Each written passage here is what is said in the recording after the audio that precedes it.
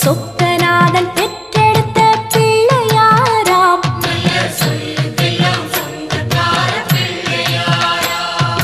கைலாய மலைய விட்டு தெற்கே வந்தாராம்.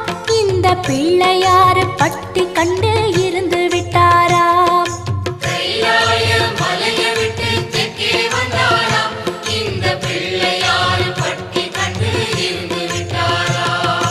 கணபதியார் வந்தாரம்மா, நம்ம உறவாக நின்னாரம்மா.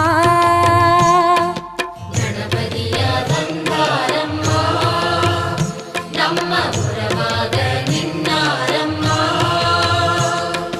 சொக்க